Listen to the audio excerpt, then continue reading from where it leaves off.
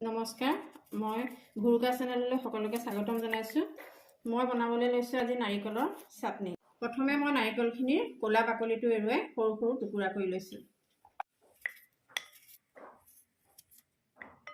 মই চাটনিটো দিবৰ কাৰণে এটা পিঁয়াজ, দুটা শুকান জলকীয়া, দুফুটামান নহৰু, অকণমান আদা আৰু কেইটামান সৰিয়হ, ক'লা সৰিয়হ আৰু নৰসিংহৰ পাত ব্যৱহাৰ কৰিম। কেৰাহীত এই শুকান জলকীয়া, আদা, পিঁয়াজ আৰু নহৰুখিনি অকণমান ভাজি ল'ম। প্ৰায় হৈ গৈছে, এতিয়া মই কাঢ়ি ল'ম। এতিয়া মই এই সকলোখিনি মিক্সিৰ বাতিত দি পেলাই পিচি ল'ম।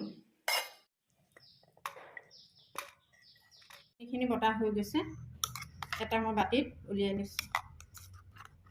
মই এতিয়া চাটনিটোত তড়কা মাৰিবৰ কাৰণে তেল দিলোঁ। তেল দি কেইটামান ক'লা সৰিয়হ দি দিলোঁ। নৰসিংহ পাত। এতিয়া মই ইয়াত জোখমতে নিমখ দিলোঁ আৰু এইখিনি মই ইয়াত ঢালি দিলোঁ।